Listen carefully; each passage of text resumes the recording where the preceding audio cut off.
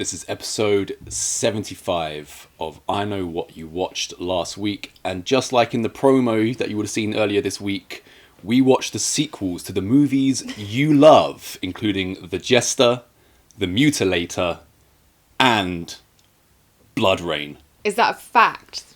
Everyone loves these movies. You love, yeah, the movies you love, the sequels to the movies you love. I'll be honest, apart from Bloodrayne, I don't recall seeing Bloodrayne Jester or Mutilator. That's because you haven't seen either of those.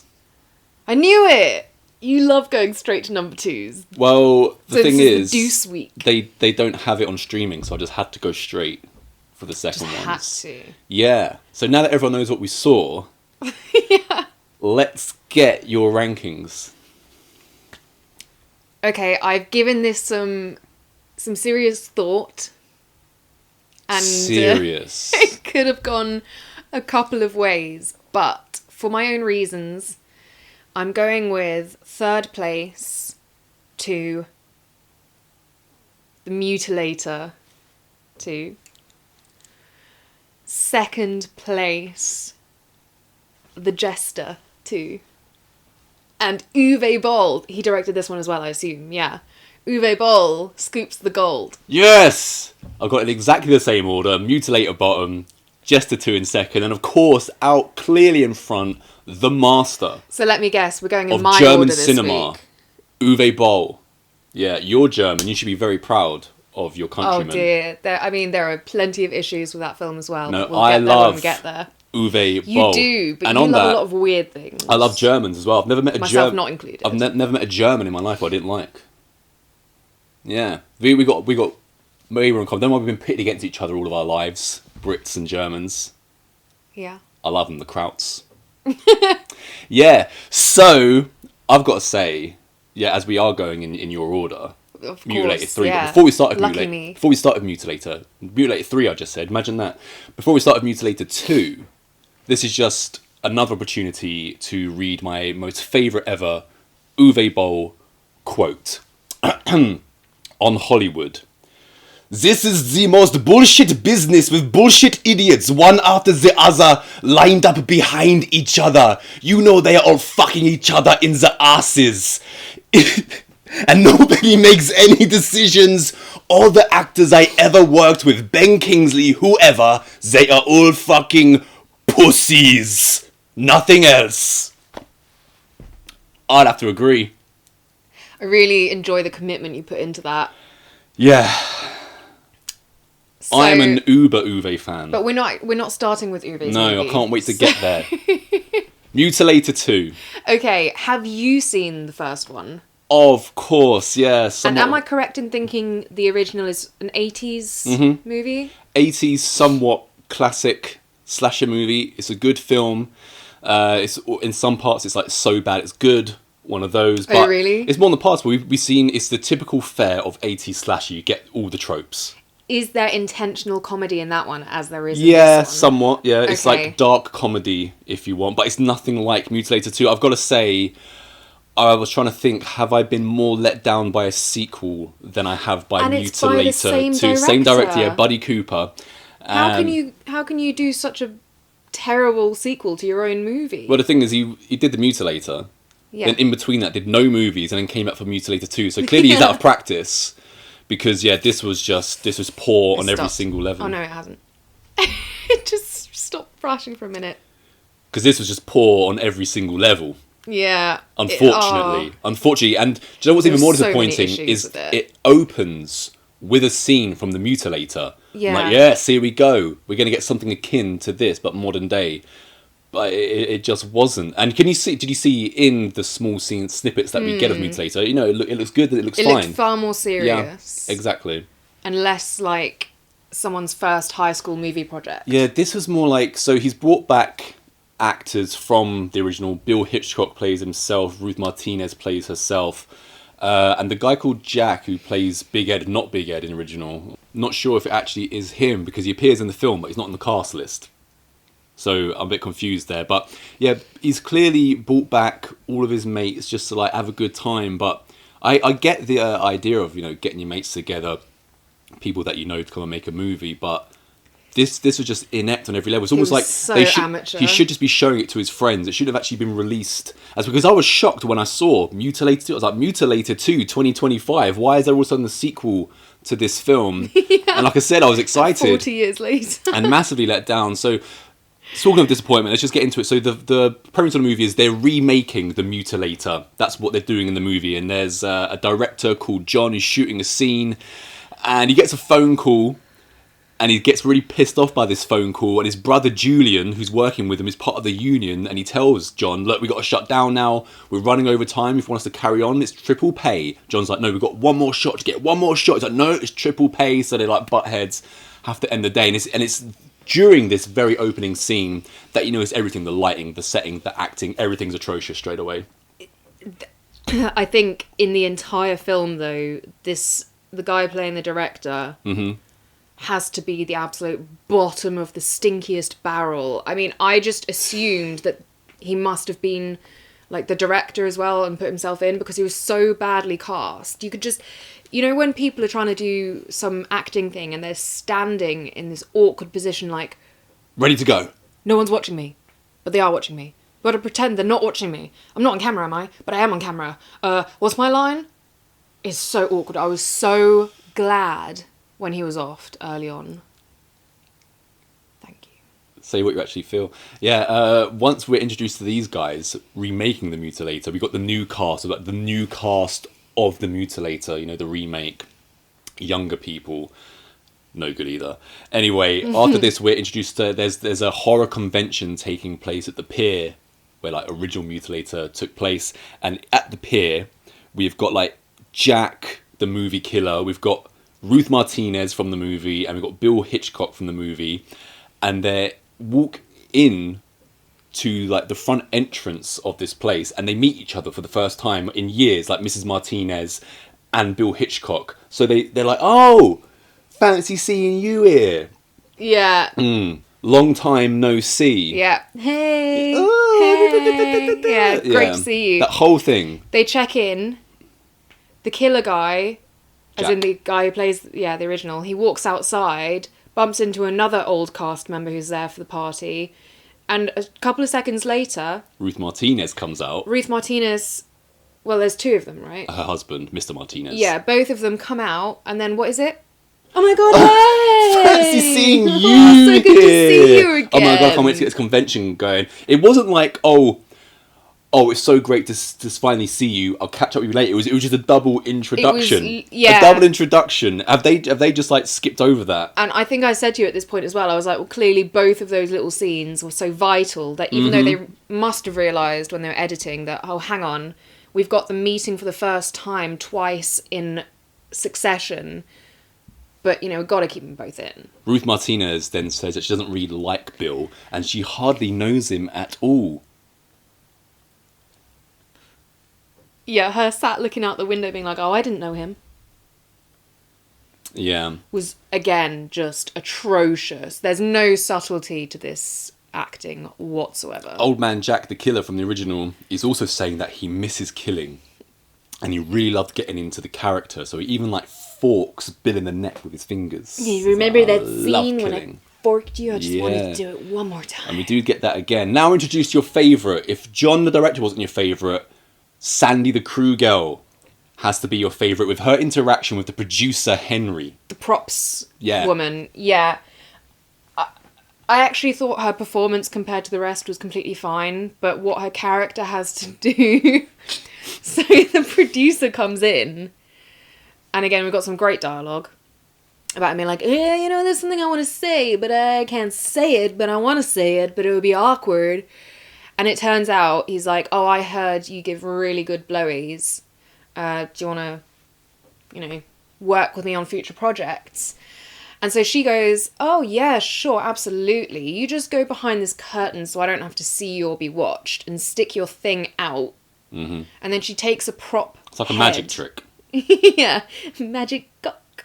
She takes a head prop that she's been working on, fills it with glue, and then proceeds to orally satisfy him with the prop while standing. And I'm sorry, but this has to be impersonated. She's standing there with the head going, La la la la la la la la la. I couldn't believe what I was watching. Yeah, he then notices that, because someone else walks into the room, and then she's like, oh, hey, I'm just giving Henry some head. Yeah. And he comes out, he finally notices the glue. Now, for the rest of the movie, he has this head stuck to his crotch. So anyway, everything is going wrong with production. John and his union brother Julian are speaking, and Julian's like, yo, bro, sorry I popped off earlier. Bye. Then he leaves, and someone comes and pushes a lighting rig down onto John, which severs his hands off, and he gets a bunch of glass in his face. The one thing which was good, which is good in the original as well, was some of the gore. Some of the gore was impressive. It was everything else around it was just so poor, though. It's so terrible. Yeah. Oh god, we haven't even gotten to some of the worst bits. Wait, hang on. After John is offed, right, in that bit, in the aftermath of his death, John's brother Julian is then outside talking to a cop in front of what appears to be Green Screen 101. It is not melded together well, like, whatsoever. Is it during this conversation as well? I don't know. There's some point where someone's like, oh, I don't smoke. And then out of nowhere, some dude in a tie-dye t-shirt walks past and says, one of the rare few, and just walks out. It's like, again, one of those gags. Mm-hmm. They're so badly done. It's painful. It is badly done, yeah.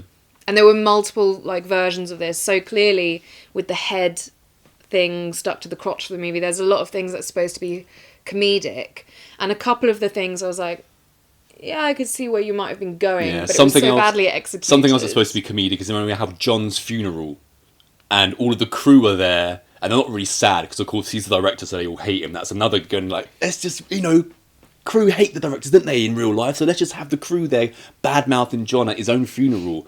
It falls flat completely. Because the thing is, this could be so bad it's good, but there's a point where you take it just a notch too far and it's just bad. Yeah. And that's what this is, Uwe Ball. Or not far enough. I can't quite tell. No, how much further can they take it with this? It was just bad. It wasn't so bad, it was good. Yeah, so now all the crew, they're all sitting around, and the producer Henry's sitting on the couch with this head stuck to his crotch, which I must say I did laugh at, because he's just sitting there with this. If it was in another movie executed better, that is a great joke, but in this it was just not that, I guess. But all the crew are talking about how can we finish this movie now that John is dead, and Julian's like, I should do it because I'm John's brother, whereas the assistant director's like, no, I should do it because I'm the assistant director.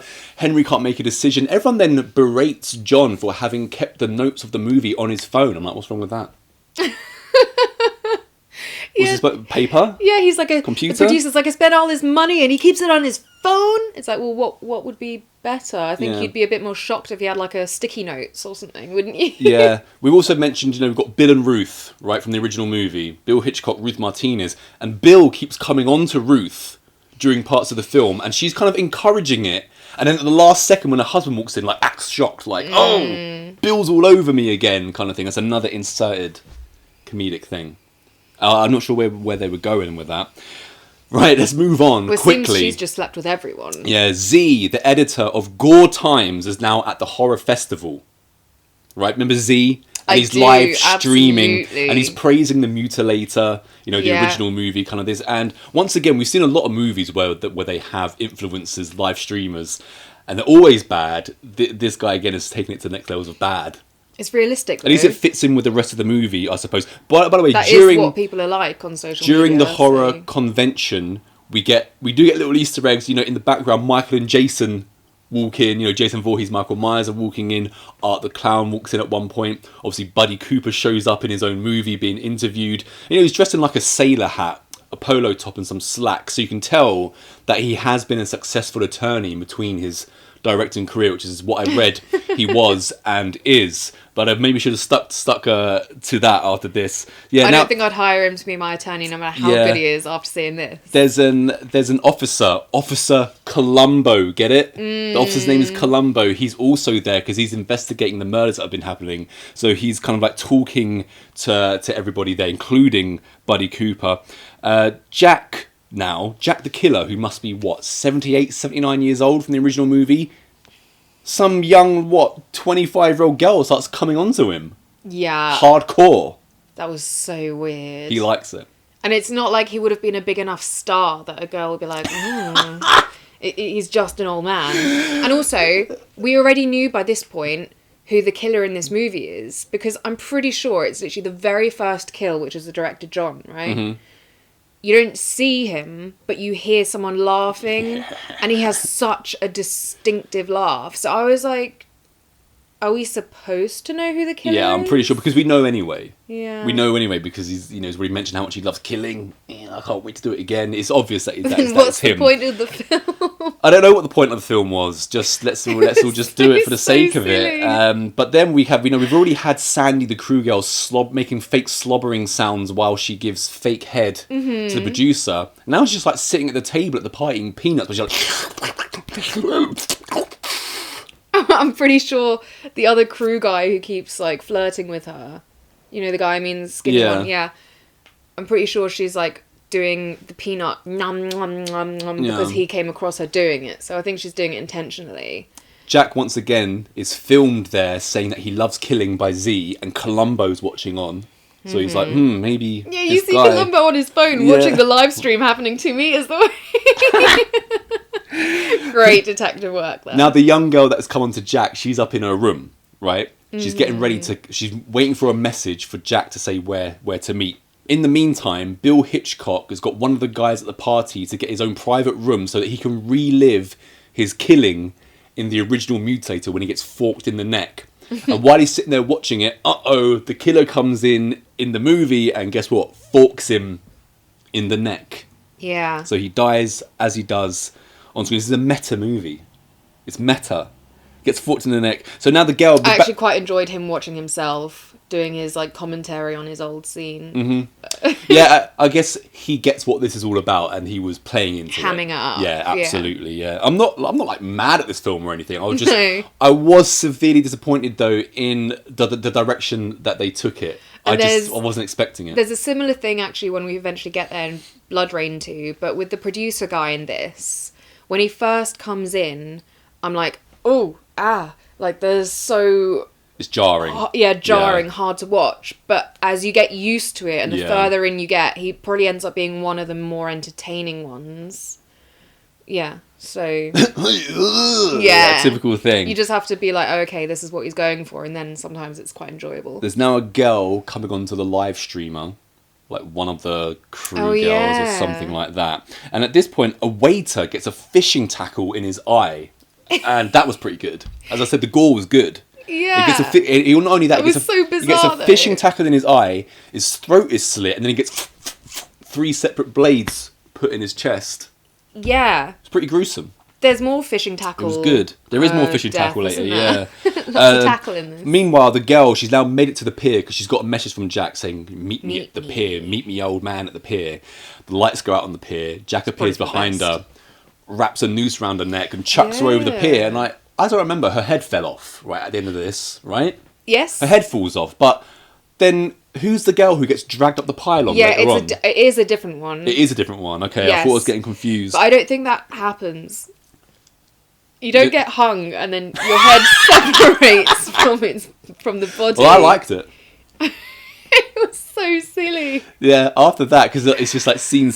And there's 4 of the crew members, 2 girls and 2 guys, have also snuck off on actors in the remake onto the pier, and the girls are getting their tits out. Not yet, they're not. Because at the moment, Sandy... I'm just jumping straight Sandy, to the crew girl, is now sucking a boy's kazoo. And that's not a euphemism. This lad has a kazoo, and she puts it in her mouth, but she sucks it instead of plays it. Then she offers him head, and he's like, oh, no, I heard about your head. I don't want to get glue all over myself. She's like, no, come on. Takes him to the beach. Which is what he's been hoping for this whole time. Takes him to the beach. She then gets her breasts out. He's on top of her, and they're about to get down to it of some making out when... he pulls out a kazoo, or she pulls out a kazoo. She does. Then she gives it to him, and he starts playing the kazoo. What's this? Yeah, What is this? I don't know about you, but when I'm making love in sand dunes, my first reaction is to pull out my kazoo, or, you know, a marimba, or a mini violin or a flute or something I can carry around and just start playing as you go I used to down. have a kazoo when I was a teenager, and my best mate found it really we both found it really funny, so we went out and decided we got to get him a kazoo as well. We went to this toy shop, and all they had was this thing we called a lip kazoo. It's a pair of lips, which is a kazoo. So we had that, and I had I a wish real they'd kazoo, had that in the movie. That would have been hilarious. and that was our band. But unfortunately for this guy, he never gets his famous head. Their lovemaking is interrupted because He gets speared through the back. A spear apparently goes through his anus, through his torso, and out his mouth. Yeah, and then she gets hooked in the chin. By like one of those massive... Yeah. So Yeah. that's pretty good as well. Which I think that hook looks like it's in the original then, right? It is. There's Yeah, loads of okay. references to the original. I mean, the tagline to the original was like, by hook, by sword, by claw, bye-bye. Something like that. So they mentioned 3 weapons, then bye-bye. So that's a great tagline. Ain't beating that. Also, there's just a random shot now of a woman who I don't know who she is, and she's filleting someone on a table. And we see that for about 10 seconds, and it leaves, and we never get back to her or the guy being filleted. Yeah, I remember exactly what we were talking about, but I think it was supposed Filleted. to be...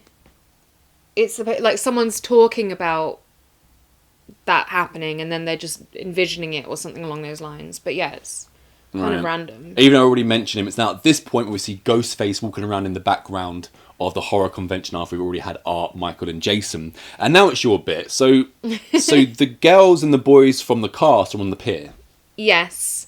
I don't understand the game. I know. Put stickers on your tits. Not even... Yeah, so they take all the name tags everyone's wearing, put new names on them, take their tops off, and put the tags just above the breasts. So I didn't know if they were naming the breasts or something. And then they ask the boys... Named his breasts. Yeah. I call this one Timon and this one Pumbaa. And then they're like to the boys, do you want Timon or Pumbaa? And he's like, Timon. And they go, Poop. And then the next girl goes, do you want 20 or 50? He's like, both. So then both the girls go, bah! Yeah. But then we do have gender equality because later on the guy starts stripping on the pier. How is that the same though? They're like, now you. And one of the guys, the physically fitter of the two, takes his top off as if a topless male It's equal. is equal to a No, it's topless equality. woman. We're equal now. And just to make it even less fair, the guy who's slightly less fit, I'm assuming is a bit conscious of his body, doesn't even take his top off. He's only gets to like, he's like, yeah, you like that? You Really like that? disappointed. Well, I think the girls are being short-handed here. The guy that plays the fitter guy out of the new cast, he's like in his performance was bad like everybody else's, and I know why it's bad because it turns out he's in a lot of productions by like Black Entertainment TV. And I know that stuff is bad because me and my mate, like 15 years ago, we just go out and get trash, and the next day we would just like sit around watching Black Entertainment TV, and it's all so bad that is good, and that's the kind of thing that he's come from. And for some reason, at the same time, the stills photographer from the production... Did you ever watch any Black Entertainment TV? Never No. even... Never heard of it. Channel or... BET. Oh, I've heard of BET. No, I haven't.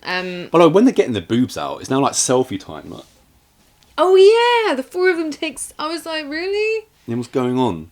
Are they already like OnlyFans Is this girls just another or shot something? at comedy?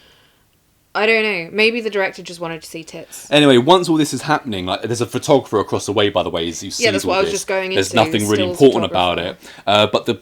But they find the girl. They hear this girl who's like screaming from below, who's attached to a pylon with like kind of barnacles on it, right?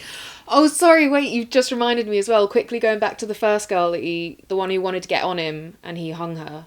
Right. And her head fell off. Yeah. That made even less sense, because when he was tying the ropes around her, did you notice he tied one around her neck and he tied one around her waist? I did notice that, yeah. And I was like, why have you put one around her waist? And in that case, it makes even less sense that there would be enough impetus for the rope to take her head off. Yeah, but I liked her head coming off. So Unless it is the same girl and she had her head chopped off, but now she's alive. now on the she's put it pylon. back on. Because who is this other girl So who's weird. attached to the pylon? Because there's girls attached to the pylon. The 4 of them who have been getting their boobs out, they notice her, so they start dragging her up. She's like, no, because she's obviously getting Yeah. scraped. the By hell the out of by the barnacles. barnacles, and when she gets to the top, like half her face is off, and all that kind of thing. Yeah, I mean, that was really dumb of them because they could hear her screaming. That's how they found her in the first place. But then her increased screams and "No, don't pull me up" apparently went unheard. Yeah, that was stupid. But anyway, who cares? Because now it's come for the end of the movie. The killer's running after these remaining 4 on the pier. He axes one, and then as 2 of them are running away, there's like a mechanical swordfish ornament contraption which pops out the side of the pier and spears them both. I've never seen something like that on a pier. The swordfish, we did see him take one of them at least from inside the cabin. So we know he's placed those on the end. But I've still never seen anything where if you walk past it, the 2 things go... He's taken the swordfish ornament, attached it to a contraption on the pier, put it on each side, so that he gets swordfish in the stomach. And while they're standing going... he just comes up behind him and starts like carving them in the back. Yeah. Stuff like this. Again, and then, I thought the carving bit, especially when he does it on the girl, looked pretty gruesome. Talking of gruesome, there's now a part where a guy's face is pulled taut by some fishing tackles, like multiple fish. This is so weird. It's like one long fishing line with multiple hooks on it that somehow gets wrapped all around him, but then in the next instant, it's perfectly attached to each of his like under eyelids, like various parts of his face. And did you like the fake eyes they've got popping out? Mm-hmm. There's a fake eye later on as well with the one in the eye. Yeah. Good stuff. And that's pretty much the end of the movie. But now we get a shot quickly of Jack going, "It wasn't me. It was Big Ed." And he gets taken away. And that's Finn. So... don't know what to make of this film, really. Especially after... I was more confused after watching The Mutilator originally. And then seeing Mutilator 2. It's so strange, yeah. I haven't seen The Mutilator, but I can still just imagine that it wasn't anything like this. And considering it's the same director, I'm so baffled. He doesn't give a crap. He's got loads of money. He's just like, hey, let's all get together. Have a good time. Yeah. Not a fan of this film, unfortunately. So let's get on to our number 2 pick of the week of Sequels Week to the movies you love. Now, I haven't even seen Jester. I was going to start with Jester, but for some reason, again, it is not on streaming, but number 2 is. And it's number 1 on streaming on Shudder currently, so you know it's popular. The Jester 2. And like you obviously, I was kind of like flip-flopping. I was like, what's the best film this week? Because I thought, at first, I really thought Jester was going to suck ass. I had some good bits to it. So in my opinion, what the Jester 2 did the best of all the films this week was the production quality. So, like, the cinematography I thought was quite nice. The lighting was all good. Nothing to, like, blow your mind. But, I mean, obviously there were huge flaws in the one we've just reviewed. And Bloodrayne 2 also had some production flaws. So I would say this one had the best production value to me. Thank you. You're welcome. So, Jester 2, we open with a party in the woods. Where else? With the most obnoxious guy ever. Hey, too afraid to talk to Ava, Eric? I was so glad this wasn't our main character. Oh my god. Eric's... It's that thing of someone walking through a party and he's just like...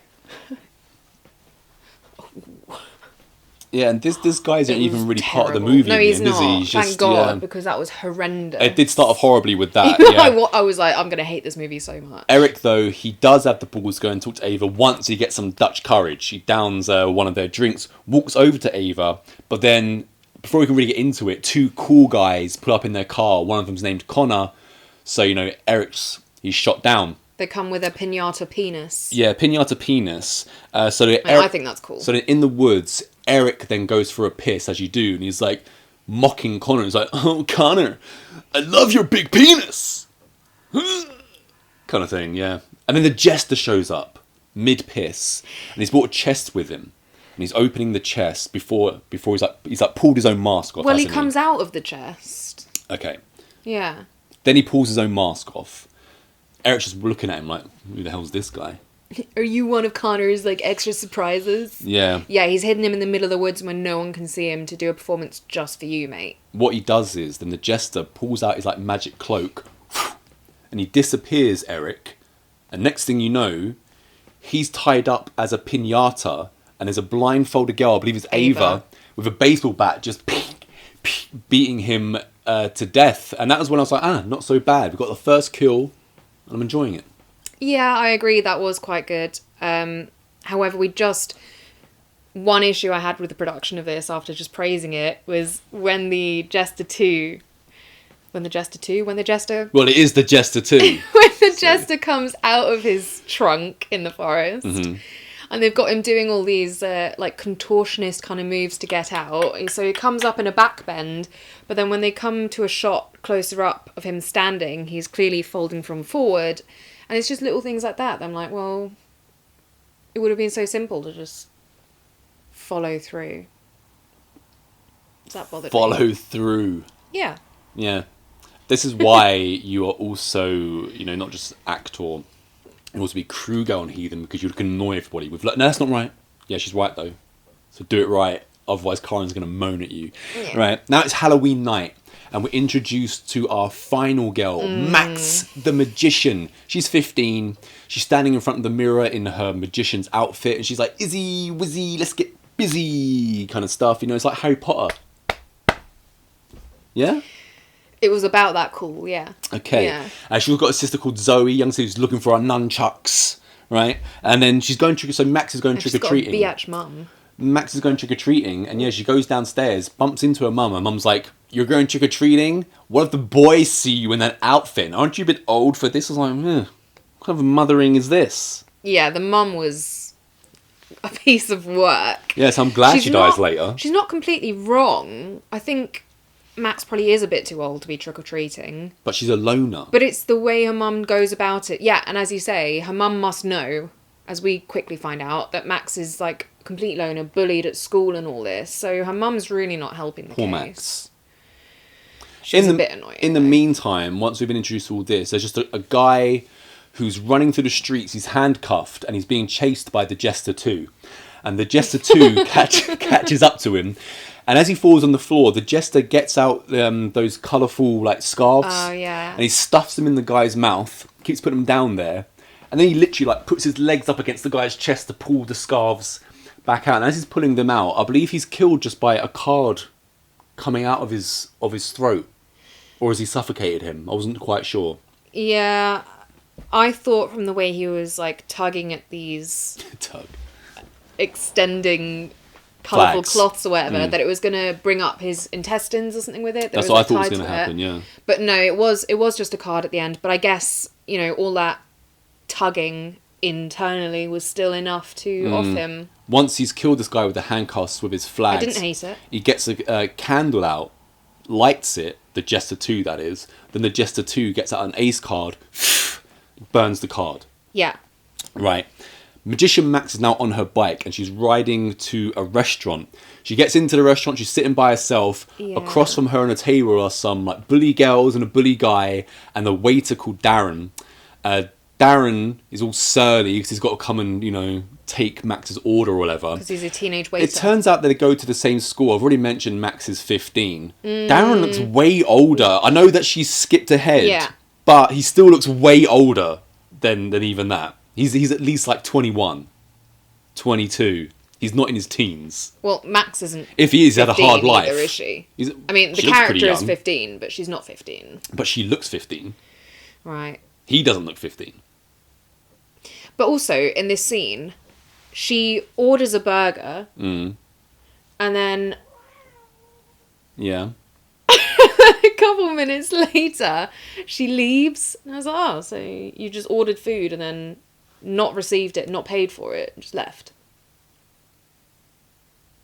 Well, that's not quite how it goes. But anyway, she doesn't pay for it. It's not like she's paid for the burger and left.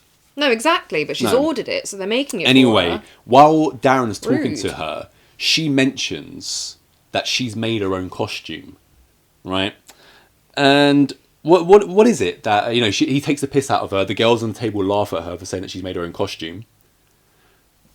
I don't think the waiter guy is so much taking the piss. He's neither. I think he's more neutral. He's neither nice to her nor unkind to her. No, how are you not sensing the sarcasm of, oh, like, great job? Well, that doesn't make any sense though, because she says she likes him. Just because she likes him doesn't mean he likes her. John, once again, I've said it on other episodes. Once you say that didn't happen, we go back afterwards and I say, yes, it did. And I have 100% win rate because I have the notes. So anyway, he's taking the piss out of her making her own costume as well. I was thinking, what is it, right, about when you go to school and the kid that does make their own clothes, like, everyone's like, loser, that's not cool. Where I was like, well, I think that's a shame, really, you know, because how would you make a shoe? I'm not a cobbler. No idea what your point is. Look, if I went to school, are you saying it's impressive? If I went to school, and said, "Look, I've made my own shoes. Aren't they cool?" Everyone's like, "No, they're not cool." I don't think she made the But then shoes. it's impressive. She made the hat. It's And disappointing that it's not impressive to make your own shoes these days. Okay, but also, yeah, I have to agree. Her costume to me didn't necessarily look like a 15-year-old made it. I herself. imagine you were the girl in school who made her own costume. No, I was the girl Certainly in your school sister. whose sister made costumes and then forced me to wear them, Yeah, it's a travesty. including going to a medieval fair with a bra on my head. It's a travesty, right? Because like I said, how would you make a shoe? These magical cobblers out there. Or do cobblers just You are men's so shoes? Do dumb. cobblers just men's shoes? Or do they also make shoes? Both. Wow. Magical cobblers. So anyway, the girls will laugh at her. She's about to leave, but then the Jester comes and sits opposite her. The Yeah. Jester comes out. Now, they're in a diner. There's a Jester Yes. sitting opposite a girl. We've already mentioned, or you've already mentioned, Terrifier. We can't really go through that much more of this film without mentioning Terrifier, because the style is pretty much ripped off from Terrifier. Now, Terrifier, Yeah. it has like, I don't want to call it an inept style. It's just not a standard style. You have to kind of get used to it. And I am used to it now. This movie kind of copies it and tries to like clean it up a little bit. And also just the scene, again, in the diner, sitting with the little girl, happens in Terrifier 1. I also found the guy who's playing the Jester. So as he's like the thing to me that was the biggest similarity to the Terrifier thing was the performance of it being, you know, based on miming and stuff, and the big physicality to get across what your words and face can't convey. But there was something not quite spot on about this guy's physicality to me. Mr. Thornton's physicality is also one of the things that makes Art the Clown so great, right? He's a really good character. Yeah, so you can't help but compare Jester to him. When Jester first comes, like you say, out of the chest and he's contorting and all that, I was like straight away, oh, he's not very good. But I think he got better, or I just got more used to what he was doing later on. But you can't help but compare him to I don't think Art. that the guy who played the Jester is a mime artist, and I think that's a mistake. I think if you're going to go down the mime route, you should get an actual mime artist, because it seems to me like it should be continuous, it should be really committed, and that you should stick with that full awareness of your body throughout the whole thing, not just at certain moments. So anyway, as I said, the Jester's sitting opposite Max, and he tries to play a trick on her, I believe, a card trick. She schools him on the trick and says, no, this is actually what you do. And she's like, see? And he's like kind of disappointed, and he kind of like skulks off, doesn't he? Well, she does a trick for him first. Yeah, that's what I'm saying. She schools him on the trick. A different trick. Whatever. She schools him, and she's now tricked him, which is important for the movie. He walks off in a sulk. So there's a group of 3 out now, and they've got a pumpkin. They're walking down the road, and they just smash a pumpkin on the floor, and the 3 of them, they come across the Jester just sleeping like he's drunk out on a park bench, and they decide to poke the bear. Never approach an older gentleman who's sleeping outside on a bench. Rule 101. So he gets up and he tries to like show them a trick, but he keeps messing up the trick, and you always think that he's just going to give up. But as they walk away, he gets kind of angry about this. He like throws a blade into one of them, walks up to them, kind of like does something to the other guy's face, lets the girl survive. And now, as he's killed this one, he goes to light his candle and burn the card, but it won't burn. It won't burn. Why won't it burn? Yeah. Yeah. Turns out he needs Max now. Yeah, and during this time as well, we've seen that the cool dude with the girls at the diner has gone outside and slashed Max's bike tyres, and she's all pissed off and upset, and she throws her hat away. I thought at this point that it was something to do with her hat being in the bin that was affecting the Jester's Right. magic. No, I didn't get that, no. Because, like, also when the Jester finds her again, and he's like... And then she's like, oh, I threw it away. And he's like, He almost kindly offers his own hat. Puts his hat on her head. But before yeah. this, though, Max visits an illusionist friend of hers. An illusionist who's, 20 years older than her at least. And he can sense that something is wrong because he's like, where's your hat? And she's like, I threw it in the bin because I don't fit in. And she would have like a load of girl drama. She fills him in on her girl drama, that she's being bullied, all this kind of thing. Is that specifically girl drama? I can't get the trick right. Yeah, girls have way more drama than lads. Anyway, she doesn't fit in. So classic teen drama. So he tries to calm her down. He's like, what is this? He's showing her a wand. And she's like, a wand. And she's he's like, no, it's actually just a piece of wood. It only becomes a wand in a magician's hand. And you are a magician. And he kind of like perks up. What does he need? It's all right. It's okay. Need a pep talk. That's what he gives her, a little pep talk. She's happy again. And it turns out, earlier on, she had like snuck something off of his person. And now she shows the illusionist that she's got it. And he's like suitably impressed that, keys to the handcuffs, that she's taken the keys to the handcuffs. So she is a real magician. The illusionist is correct. Max now leaves the illusionists. And guess what? Who does she instantly run into outside? The Jester. And he's got her bike. And what we just mentioned, he's got a bike there, and he's got his hat, and the bully girls and the bully guy from the diner are across the road, and the Jester suggests that they go over there and start messing with them. So he just pulls out a rose for the girl, then he gets his wand out and he pantses the guy, and then everyone takes the mickey out of his apparent little willy. I mean, they're lucky it wasn't Connor and his big willy. It would be like, four, wouldn't they? Wouldn't be able to take the mickey out of it. Remember Connor and his big willy at the beginning? The pinata one. So then they all run away. Like, the girls run away after the Jester's kind of like freaked them out.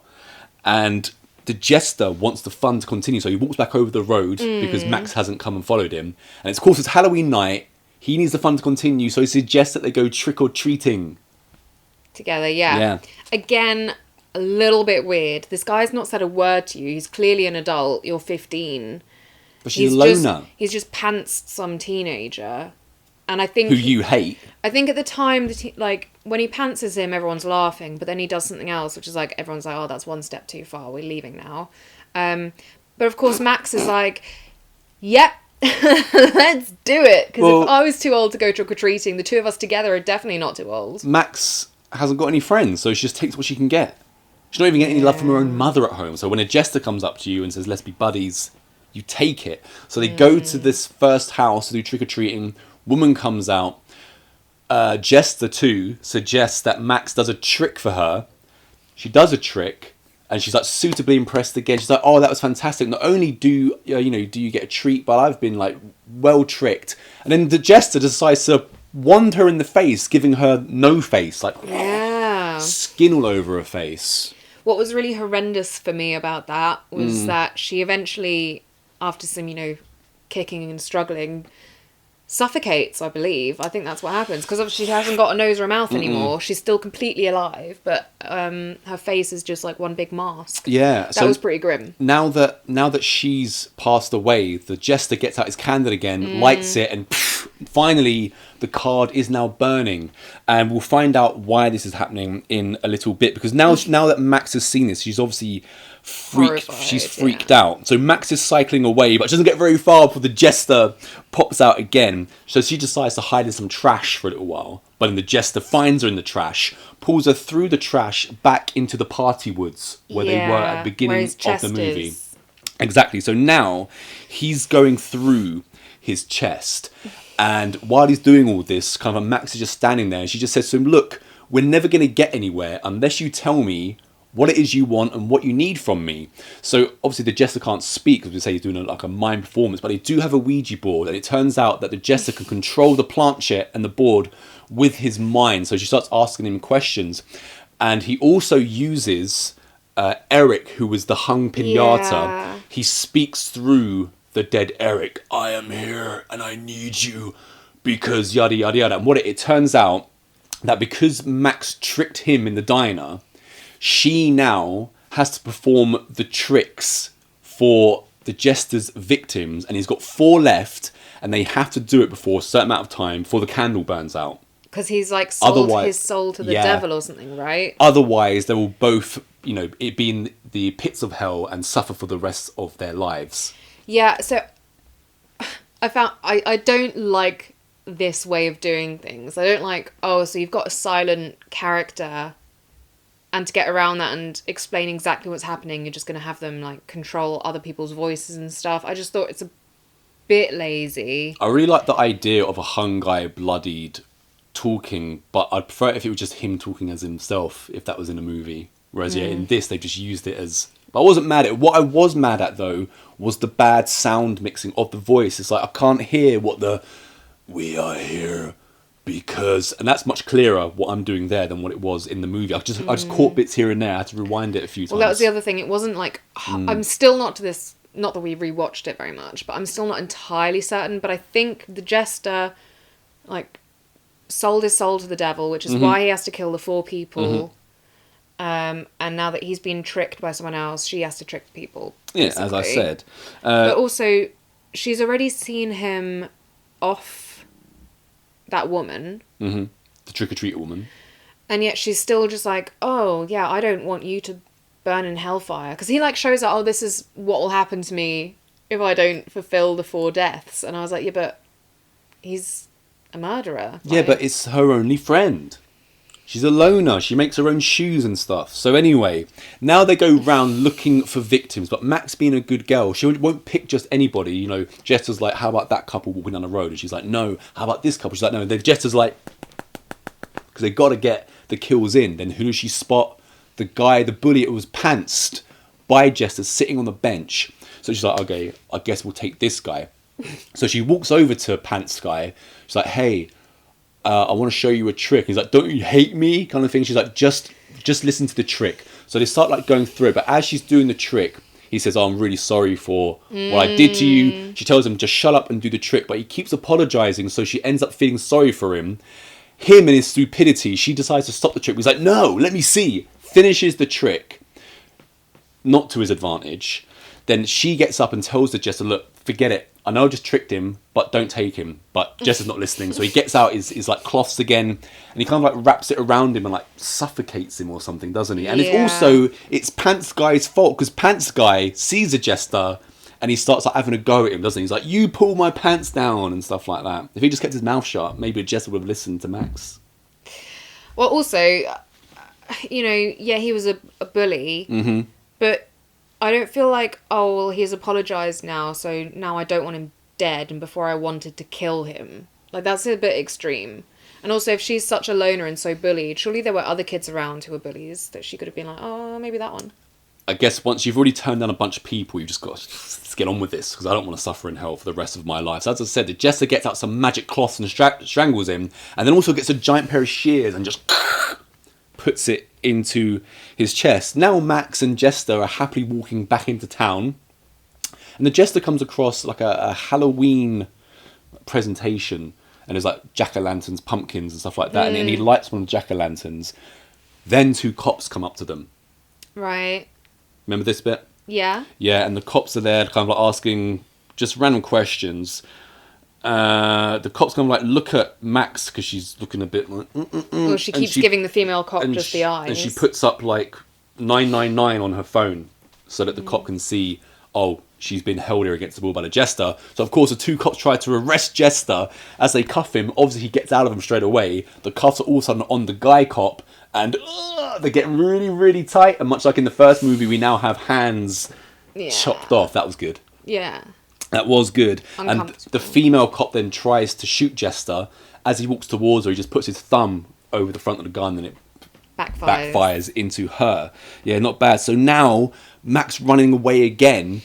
She goes and gets help from a bystander, but it turns out he's a perv. And did you, like me, did you just know he was a perv straight away? Yeah. Yeah. It was so obvious. Perv.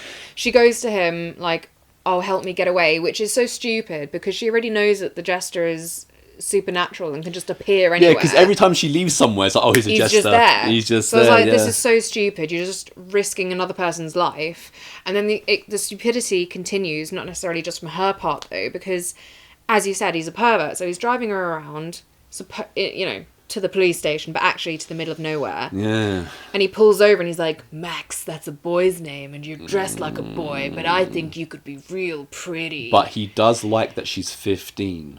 And he starts You're 15, to I like, like that. Yeah, he comes touch on to her. her, and luckily the jester comes and saves the day. But this is what is annoying again, because if the jester had just, like, physically restrained him or something, then Max could have done a trick. Because surely if anyone deserves to die... It's a paedophile. Exactly. And I was like, if you'd have just let Max do the trick, then offed him, you'd have been done. God, you're really expecting a lot of Jester Part 2, weren't And you? it wouldn't have been hard. And then there wouldn't have been... Well, I mean, I guess that would have been a quick end to the movie. I think the but- Jester is incensed that it's taken her so long. He keeps being given the runaround. That he's just like, oh, I'm just going to kill this bloody paedophile. But it seems perfect. He's like, oh, look, this one can die, right? Right? Yeah. Anyway, now she has Jester's not so smart. Now she has an asthma attack. She has asthma.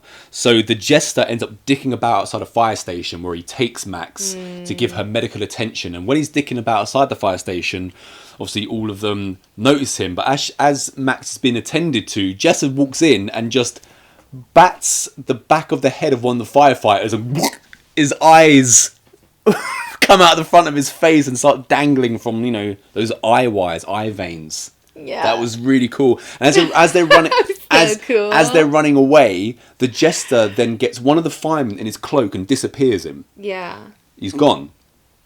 Then there's a part where there's just, I think it's Max and another member of the fire brigade are walking through the station, being pursued by the Jester. Right. And as this guy is coming towards the Jester with an axe, the Jester gets out his cloak again, reappears the guy, and he acts as I thought that was absolutely fantastic. That was a superb kill, I thought. Yeah. I'm impressed by that. Yeah. Let's disappear him. Don't mention it for a while. All of a sudden, he reappears him as he's about to get axed. What I didn't understand, though, as he axes his friend, the Jester then, puts his hand in the axe guy's pocket, and his intestines fall out.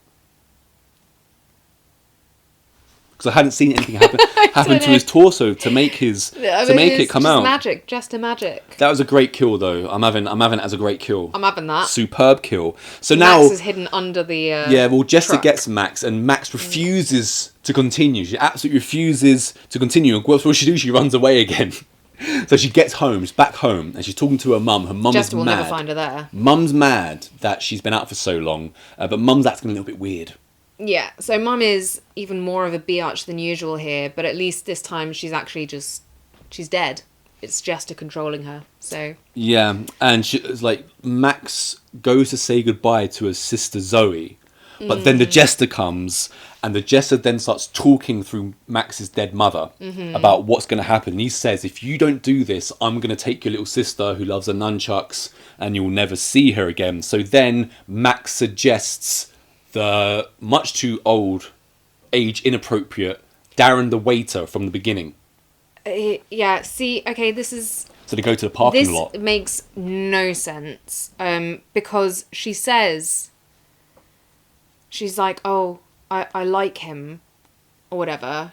So basically we know that she likes this guy. She's got a crush on this waiter. So I was like, why would you even risk getting him involved with the Jester? Because I told you at the beginning, he's also been an arse to her. So when he was an arse to her, she just put him in the same category as the rest of those arsehole bullies. So he's messed it up, even though he looks way older than her. Anyway, he finally relents because she's like, "Do you want to see a trick?" And he's like, "What do I want to see a trick for?" But he finally relents and he lets Max start to show him the trick. And as she's doing this, it turns out that she is tricking the Jester again, and it's literally written into the script just so that we can end the movie, because the Jester is standing behind Darren as she's doing the trick, and she's like, "The trick must be observed by the observer." And at this point she's looking at the Jester, so all of a sudden the Jester is the one being tricked again.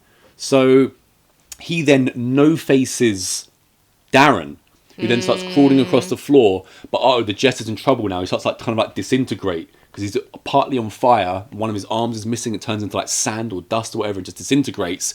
He manages the Jester to stab Max in the back. So as Darren is crawling away with his no face, Max crawls after him and she pulls out a knife. No, she pulls a knife out of her back and then slices open his no face mouth, and that was pretty grim. Yeah, that was good as well. Yeah. So she saved him, but he's now got just a flesh face with a slit in it to breathe through, which is pretty gross. And I was wondering, because as you mentioned, at this point the Jester is, he's being taken to his eternal hellfire or whatever. And I was wondering whether they were then going to show the guy again with like a normal face once Jester's gone. No. But no, it seems like that's just his lot now, which is pretty horrendous. So I like that. But she's very lucky, isn't she, that the Jester decided to stand behind him and watch the trick. Yeah. Because that was not That's not a what given. I said. They've written it right. We've got to make the Jester stand behind so that she can It makes show no the observer, sense, really. the observing. So now, and she'd like hidden the card in his pocket when so much like the way that she had taken the keys off the illusionist friend of hers. And this was the trick that she was complaining to her friend illusionist that she couldn't master, but now she's mastered it. Yeah. So now she has done it. She's kind of like being comforted by medical and the police show up and all this. You've got the police tape everywhere. She's called for her illusionist friend to come, so illusionist friend shows up, and she's like, I finally got the trick right. This is so dumb. 4 tricks, 4 souls. 4 tricks, 4 souls. That was so silly because he's like, so the mum is being wheeled off on the gurney, deceased. The little sister is being taken care of by professional medic, whatever, and her illusionist friend walks over to her and is like, what happened? And she's like, I did it. I finally got the trick right. Yeah, and then he's just like, okay, cool. Yeah. Cool, that explains it. The illusionist character was just like, hey, everybody. Okay. Take it with a pinch of salt. And then once she starts doing the four tricks, 4 souls, the camera just zooms in on the hat. Yeah, so clearly she's taken over now as... new Jester. So as I said, this movie looks a lot like Terrifier. I much preferred this sequel to Terrifier 2, which was abysmal. Sequel to sequel, okay, Sequel. And I haven't seen, as we mentioned, I haven't seen Jester 1, but it's quite poorly rated, less so than this one. And it turns out, from what I can gather, that the lore of the Jester in this one, which they have, where, he has to kill people on Halloween night with his candle, was nothing to do with the first one. Right. So the first one just like, there's a Jester who goes around killing people. Yeah. People weren't really feeling that. So in this one, the same writer-director, he's kind of like written him a backstory. And this is a kind of story where you can just have multiple movies and just, pick someone else. Yeah. And we'll just try and burn the candle down. I feel like that's just a thing, though, that happens with either sequels or remakes, where people are like, right, well, if we're going to do something following up, we have to put more info in it. They always try and add some kind of backstory or lore. But it sounds like there was something. no info or backstory about Jester. It was just like a run-of-the-mill slasher. I don't know about that. What I can gather, that's what it is. And in this one, they tried to put something behind him, which for me sounds like it kind of makes it better. And I think there was a lot of good to be said about this, but I still feel it felt to me still like a tween movie. Yeah, I'm not where I'm praising it, I'm not expecting it to be, you know what I mean? But it was just enjoyable. It was like a fun hour and 20 minutes where I wasn't mad at anything. The characters didn't annoy me or anything like that. I found the Max character a little bit. No, I didn't mind Max. I didn't mind the Jester either. I think the thing that saves it for me was a lot of the imaginative kills. I thought that was good. I really, as I said, the fire station reappearing act I thought was really good. And the fact that it was Pinata. nice enough to look at least. Yeah, it wasn't, and they have absolutely they've ripped off Terrifier essentially. Let's just call a spade a spade. They've ripped off Terrifier, but it's the best Terrifier rip-off so far, and one of the better clown rip-offs in terms of just it's fine. It's absolutely fine. Like I said, I preferred it to Terrifier too. And so if you like Terrifier, odds are you'll like this. Definitely, right? Yeah, I think so. I would watch Jester 3 after watching this quite happily, if there is going to be a Jester 3. Yeah. Now finally, you've sold one ticket. Finally, we get on to the number one movie for the both of us. Your countryman, the one and only Oh dear God. Uwe Boll. and the sequel to Bloodrayne, Bloodrayne 2 Deliverance. I was like, is this going to be something like ding, ding, ding, ding, ding, ding, squeal, piggy? No, it's just the Wild Wild West.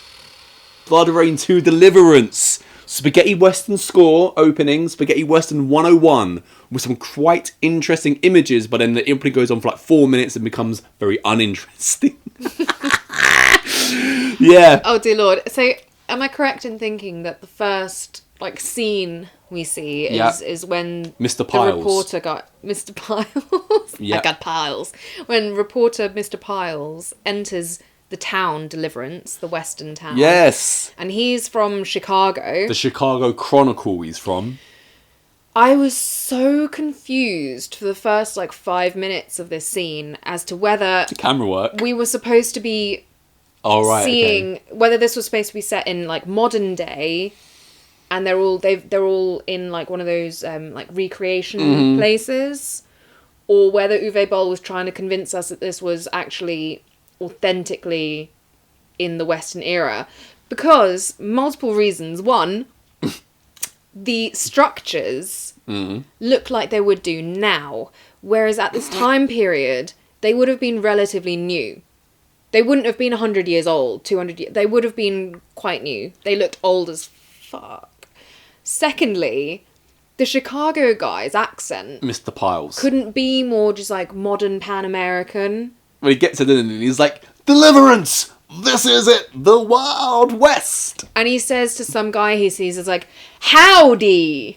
Howdy! Well, Again, I was like, is this supposed to be one of those like recreation places? And the hat that the actual guy is wearing, who The bowler hat. is like, oh, so the cowboy. Oh, that the he's saying cowboy's hat, howdy to, not Mr. Piles. again looked super modern. I was like, what are we actually supposed to be watching? Well, Karen, it is supposed to be the 1800s, right? But what do you expect Uwe to do? He's supposed to recreate the Wild Wild West in Canada. This is British Columbia.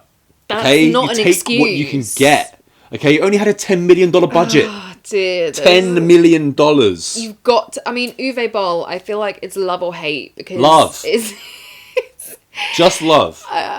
when you know what to expect, you can accept it, and it's actually quite entertaining with its stupidity and over the topness. I would watch Uwe Boll films 100 times out of 100 over like Jordan Peele. At least Rain's outfit was clearly very appropriate to the era. Yeah, so it's the Wild West, but the first thing I'm noticing is like all we've got so far is the opening credits, Yeah. and Mr. Piles walking into town for all of 15 seconds. But I think the cameraman's been to the saloon, because it's like,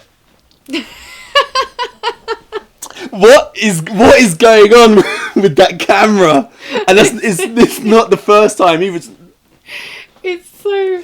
It's almost like he's holding a giant weight in one hand, and the camera in another, I mean, and he's walking around like when that. you've only got 10 million, you've got to cut corners. Anyway, 10 million, yeah? Horrible camera work. But anyway, we're now introduced to the mayor. The mayor is speaking to Mr. Piles in the saloon about the railway coming to Deliverance. Now, there is a character that comes later whose performance is just stratospherically awesome.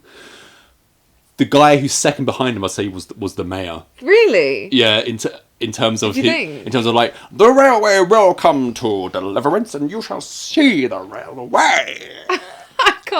I can't remember that bit so much. I think I was still trying to take in the like costumes and setting and stuff. Well, I've mentioned the costumes for later on, but anyway, so now the mayor and Mr. Piles, they're introduced to each other. We know that Mr. Piles is from the Chicago Chronicle, and he's there to get stories about the Wild Wild West. Meanwhile, we have Bradley Cooper / the character Vince. He looked like Bradley Cooper in the dark. And he's sitting at his table with his family, just living a shit life, eating dinner in the dark with his 2 kids and his wife. And all of a sudden he thinks he hears a bear outside. So he goes to go and see if he can find this bear. And as he goes outside, some weird noises like swirling around the household where the 2 kids and the wife sit inside. So the wife decides to go out and check what's going on. As this happens, the 2 kids hide underneath the bed, and in walks a cowboy vampire, Billy the Kid. Billy the Kid is a cowboy With vampire. like a sort of pan-Eastern European Yes, type accent. Euro trash accent. Yeah. Well, the guy is Canadian who plays He is. Billy the Kid. I was going to say, because Yeah. I could not place that accent anywhere. It's supposed. I guess he's trying to. There be are parts that go proper Scottish like this. Transylvania. Yeah, / Scottish. Oh, okay. Yeah, and he's clearly somewhat supernatural because he, without actually having seen where the kids are, points out their location to his lackeys. Yeah. And they take the kids. So Billy the Kid, the vampire cowboy Billy the Kid, that is, he is gathering up children in this town. Now, meanwhile, Mr. Piles is walking around the railway trying to get the scoop for the Chronicle. And we get introduced to the sheriff. The sheriff leaves the bar, bit worse for wear. And we got a lady with big jugs. And the landlord guy. I think he's like the landlord, just a bartender. Yeah, so he's the Yeah. bartender. His missus is the jugs woman. Yeah. With, again, a very authentic costume. Not at all Yeah. rip-off or anything. And they've got 2 kids as well, 2 little girls. There is no doubt in my mind that someone on production is pilfering money from the budget of this film. Because, like I say, $10 million. 10 million, just to put it straight to video, by the way. This must be the second most expensive straight-to-video movie of all time after Cherry Falls. The authenticity is this is like, you know, a video game movie thing, but worse. Well, Bloodrayne is a video game. Yeah, okay. Yeah. Anyway, Big Jugs, she's dragged out by, you know, the vampire goons. Yeah. And the kids. So Billy the Kid is walking through town with this Big Jugs and kids, and they come across the sheriff, and the sheriff is like, "This is a peaceful town. Yeah. You won't be doing this."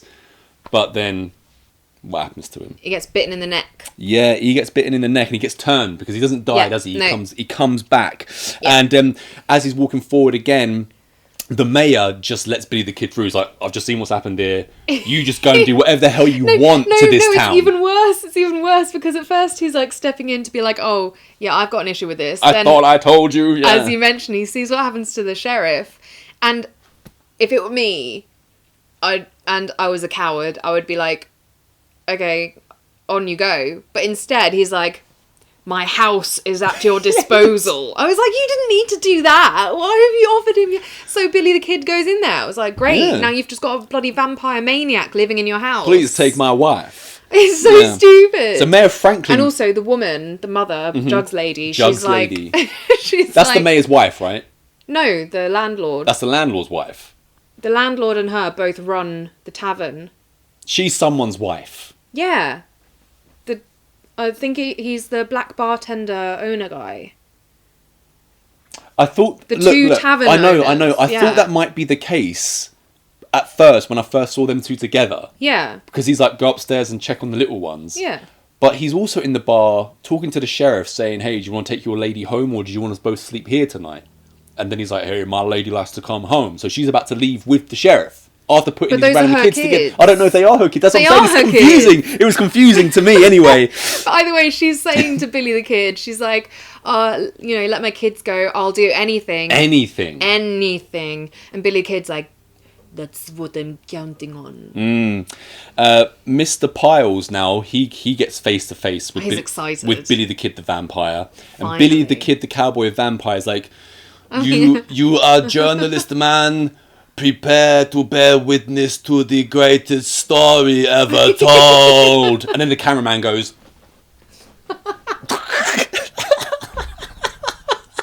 Maybe there were no union reps on this and they were into like their 23rd hour of filming and he was just falling. by now the camera. it's time for the introduction of sexy badass lady cowboy Bloodrayne herself, and she's coming into town. And as I see her coming to town, I see the 2 blades that she's got at her back, and that's why I started wondering what was the portion of the budget they've put towards the props, because she's got 2 plastic swords. Not sure what that's going to do to Billy the Kid the cowboy vampire and his legions. So she's looking for Vince, Bradley Cooper Vince from the beginning, whose family, you know, his kid's been taken away, right?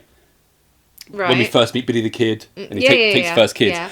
She's now looking for Vince, and she finds him and the wife slaughtered in the snow. Right. But then who comes? I think his name is like Jeff Jarrett. Who is this guy? He's the Where lone did wolf. he come from? He's the lone don't- wolf. And he informs Bloodrayne that the kids are probably still alive. Yeah, that So she this guy needs to called Billy go- the Kid probably has them. She needs to go into town to go and get them back. And now... It's quite rude to him as well. Well, yeah. Well, she's also a lone wolf. He's a lone wolf. She's a lone wolf. Lone wolves There's no don't need just to be don't rude, just come. Yeah, but she's got to have her guard up because she's a woman in a man's world. Also, my Half mum would be vampire, I might say. horrified for her health and safety because her costume has a lot of midriff out. And my mum would always be like, "Oh, you're going to get kidney infection." Well, when your midriff looks like that, you risk kidney infection. So now Bloodrayne is now in town, and the first people she comes across is the recently turned sheriff and his two goons. And one of the goons is especially into Bloodrayne. Well, they think And- she's there to make some money on her back. So two goons, like the sheriff was like, "You follow her," and one of the goons is like, "I'm gonna enjoy this," as he goes to follow her.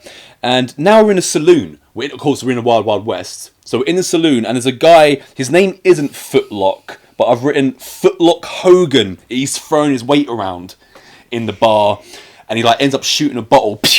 And Mr. Powell's, He loves Bravo! it. He absolutely. he's like, "Finally, Paz the has got real something to Wild write." Wild West," in his non-Chicagoan accent. Yeah.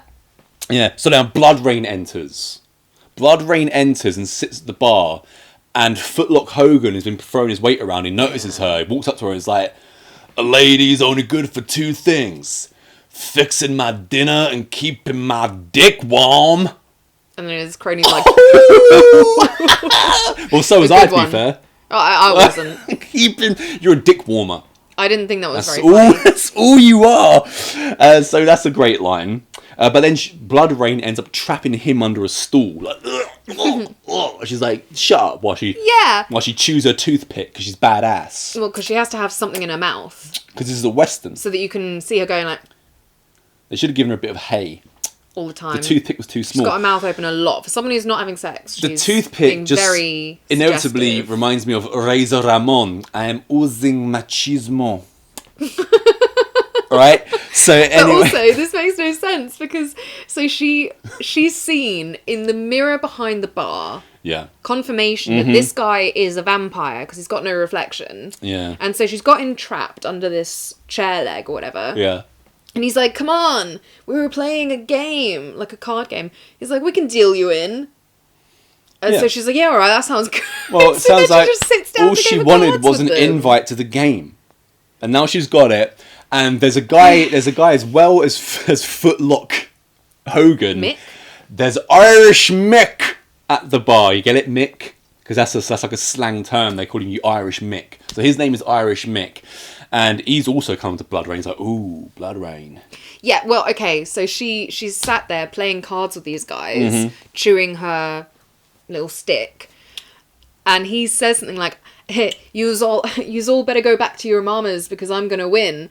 And then she's like, "You talk funny."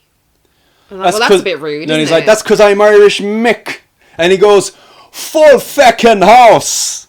Full feckin' house, right? That's how we Irish say it properly when we're excited.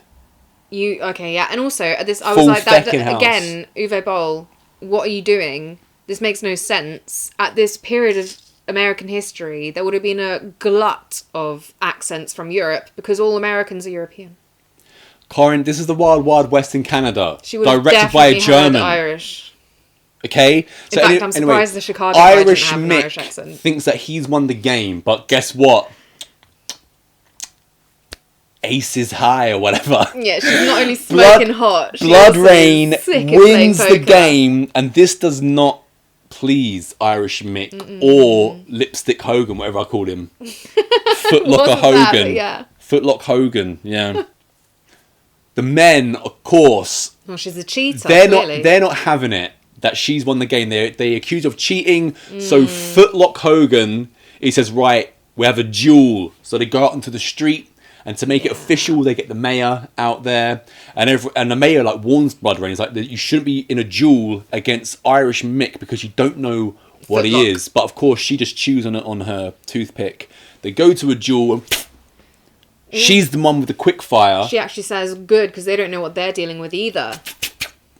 She's quick fire, shoots him twice, and all of a sudden his head like turns all veiny, and he's dead, and no one can believe it. Turns out she uses special bullets with garlic and holy water. Yeah, that's what you got to do. You got to mix your bullets with garlic and holy water. And she literally says, she's like, just my special concoction, bullets with garlic and holy water.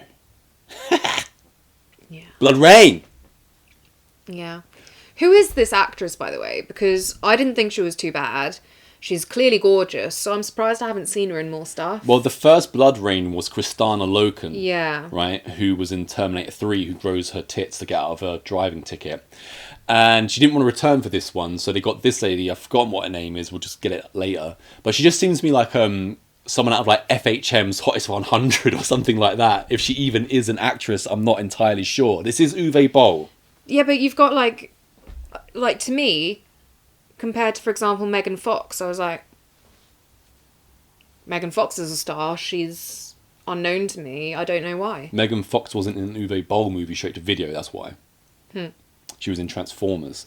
So now, while... So the lesson is don't fight vampires, bend over motorbikes.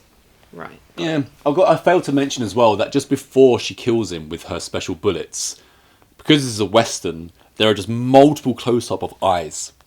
Chewing mouth, back to eyes, back to mouth, mouth, eyes. It's like, I get it. Okay? But Well, we don't need it for every single character 7 times. There was an obsession in Germany at a certain era with Westerns. I know. And Uwe Boll would have definitely been all over that. So. Well, recently you've been reading a little bit about German expressionism. You know, Monroe, for instance. But Monroe's no Boll, is he? No. So after she kills, Footlock Hogan, she also blows away 2 others. So the recent vampire turned sheriff comes out and is like, that's enough. We can't have this in our town because you're going to piss off the boss. And up on the balcony is Billy the Kid, the vampire cowboy, looking down on her. So he says, boys, we're having a hanging. Yeah. So they're going to hang Bloodrayne because Billy the Kid, the boss, is not happy. And they actually do. They manage to catch her and put her in jail. They do. And once they put her in jail... Turns out that Billy the Kid, the cowboy vampire, sent Mr. Piles from the Chicago Chronicle to go and get the info on Bloodrayne. Who she is. But Piles, he's impressed by Bloodrayne. Plus, Piles is a good guy. He doesn't really want the vampires to win, even though he's getting the story. He's getting the scoop from them. So he fills her in. He's like, look, I was sent here by Billy the Kid, and his plan is this, that, and the other. Meanwhile... There's another guy in the cell next to Bloodrayne. Yeah. And he's a bit of a surly guy because he's like grabbing Piles through the bars while he talks to Bloodrayne. Unnecessarily rude. Yeah, his name is Muller. Piles. Turns out he's Brimstone. Muller is also a Brimstone, which is what Bloodrayne is. She's got the little... Now, is she Brimstone as well? She's Brimstone as well, right? She's but got what the little necklace. I didn't feel... So we have not only watched, but also reviewed Bloodrayne. Bloodrayne! Yeah. That was so great. Michael Madsen. Oh yeah, Michael Madsen was atrocious in that. That was so. We're gonna be having serious that words made once me really the camera sad. goes off. But I didn't fully Ben understand. Kingsley's in it. I didn't fully understand. He's fucking everyone in the ass. He's a fucking pussy. We're not supposed to be talking about that, but I didn't fully understand what Brimstone actually was because she. Who cares? Bloodrayne is half human and half vampire. Yeah, because her mum was raped by a vampire. So I thought that maybe that's what all the Brimstones was, but it turns out Brimstone is just like if you try and kill vampires, you're Brimstone. Right. Basically. Glad you worked that out for me. So that's what Brimstone is. So turns out as well, Muller, he's also been tracking Billy the Kid, the cowboy vampire. That's why he is in jail. And Muller also had a partner. It turns out he's been like decapitated or something like that while they've been tracking him. So they killed his partner, put him in jail. So you're thinking, right, we've got Piles here, we've got Bloodrayne here, we've got Muller here. Then the landlord guy walks in. So he's like, unfortunately, because he's a good guy as well, he's like, unfortunately, I've been told to tell you lot that we've got to get the hanging done. But they all come together. They come together for like 1 minute to try and think of like, Piles is like, aren't you going to come up with a plan to escape this or whatever? And they kind of like talk for a little bit. They come and get Muller, the vampire guys. Well, actually, you've missed a very important bit because Muller takes piles his glasses to Unlock. pick Yeah. Bloodrayne's shackles. Yeah. As you would. Which, yeah, well, yeah. So as that's happening, he is then taken away, and so we're given this whole backstory about Muller. He's a brimstone. Yeah. His partner and him have been tracking Billy the Kid. They're coming up with a plan how to get out of the gallows. Instead, they just take him to the gallows and hang him. Hang him, that's it. It's like, that's the Muller's end. done. What was the point of him I even know. doing it? That's what I was thinking. At I was like, oh, first- great, she's got an accomplice. At But first, once they hung him, and they hung him really quickly, I was like, oh, he's blatantly going to come back as a vampire, isn't he? But no. Well, yeah, because he also says the line before he hangs. They're like, oh, have you got anything to say? And he's like, oh, I feel bad for you if we see each other again. And I was like, so is he suggesting that he's also like half vampire or something, and he can also come back?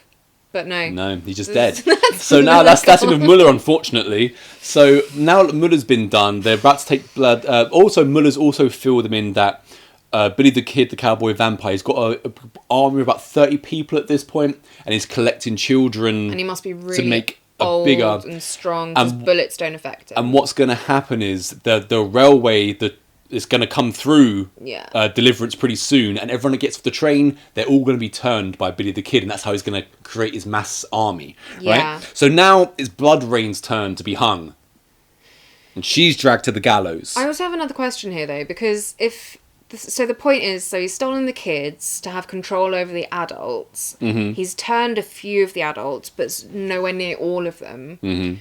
Because and the thing is, like, he wants it to remain normal. Mm. But then, couldn't he have just turned like all of them, basically? Because the ones who he has turned are, normal to the outside world still. Well, he's got to have his fun, hasn't he? He doesn't want to turn everyone straight away. And the case in point being, we now go to Billy the Kid, the vampire cowboy leader, and he's in a room with a bunch of children, and he's like, eeny, meeny, miny, mo. So he's playing eeny, meeny with the kids, Fun. making it a fun game rather than just... He takes the kid, and he just bites the kid's neck. So I've got to give credit to Uwe Boll for having the balls to showing a little kid being bitten in the neck. Yeah, and it's one of Titty Lady's little girls. Uh-oh. Yeah. So yeah, as I said, Muller's already been hung. Bloodrayne's turn. The sheriff in charge, because the sheriff's he's in charge of the town after Billy the Kid, not the mayor. And the sheriff, he likes to bring the mayor along to these events because, and I quote, "I like to see you shit your pants." Another Bowlism. Absolutely fantastic. What happens though, the sheriff then makes the mayor read Bloodrayne's rap sheet out loud, and she escapes the gallows somehow. Yeah, well, she She's takes got off the unpicked glasses thing undone. and undoes her noose as she falls through the trap door. Slices the sheriff in the neck. Yeah, these vampires die quite easily, I think. And then the bartender boss, he's also then killed. Yeah, so again, what's the point of having him around? Everyone that's come up with the plan is being killed. Meanwhile, once Bloodrayne has escaped the gallows, she jumps into the water. Yeah. And she's swimming away where And everyone's like... shooting at her. Because Because this is the Wild West. Yeah. Right, yeah. And she climbs up onto the bank. And who is there? The lone wolf, Garrett. Turns out you could use that friendly hand. Yeah, and let's also not forget that Piles has seen all this. He's definitely getting more than he bargained for, isn't he? Yeah. From this chronicle. He wanted to see what life was like in the Wild West in Canada, by a German starring Canadians and Europeans. So yeah, now that the lone wolf has dragged Bloodrayne out of the swampy water, he's now nursing her back to life. Yes, and he tells her that she's sustained a couple of bullet wounds, so, she's not going to be able to fight for a long, long time. And then she reveals that she just needs blood. Mm-hmm. And she tells the story of how her mother was raped by a vampire, and so she's half and half. And he slits his arm to feed her. Yeah. Would the arm bleed that much from here? Yeah. Right, okay. I mean, considering not too much further down is I'll check it very later. I'll get bad a way. knife and I'll see. Oh, great. See how realistic I'm always surprised that is. when the guy when people do this in movies that they do it for so long as well. I was like, that is not pain free, and they do like the cut this long. I was like, dear God. Yeah, but she needs the blood. She gets the blood. She's like, and she gets a bit overzealous with it, and he's like, "Jeez, woman, That's enough. Yeah. that's god damn it, woman." Yeah. Now Bloodrayne and the lone wolf Garrett, they team up and they ride back into town, and they're looking for an unscrupulous preacher. So they come outside his little church, and in the church, he's doing his sermon. As I mentioned earlier, the mayor was second to me in performance. It was, "Oh, the railway is coming." Blah, blah, blah.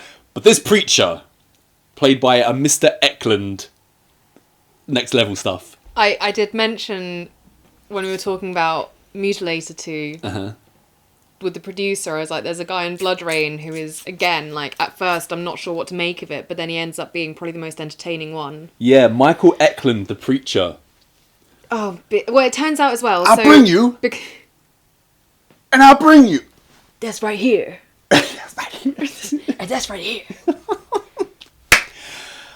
Like, he is chewing the scenery as he's doing the scene. I've got to tell you, Uwe Boll must be loving it because it's a long scene of just him. Yeah, being the preacher and talking about hellfire and sodomites and what do you make of the bit where he's like, forgiveness is not in money, it's not in a the virgin's sweet swollen lips of a virgin's thighs. And the camera goes close in as he's like caressing his groin. I was like, yeah, that would make me really believe this preacher is genuine. The sweet swollen lips in between a virgin's thighs. That makes me feel a bit nauseous, actually. Makes me feel the opposite. But yeah, so this guy, the reason they're trying to find him is performance of the movie. Lone wolf guy pulls out a wanted poster and he's saying to Bloodrayne, we need help if we're going to fight all these vampires. We've got to put a team together. Exactly. Yeah. So yeah, that's why they're in this church. A team of down and outs, loners. Yeah. So when the pew's empty after this long sermon. I also like the bit where at the end of his speech, because obviously the reason he's wanted is because he's a fraud, and he hands out the collection plate, and there's this old lady at the front with her little like purse, puts a couple of coins in, and he just takes her purse, empties it, and I loved this old lady. You've got to really watch her because like continuously as the scene goes on, she just keeps looking at the thing like. Yeah.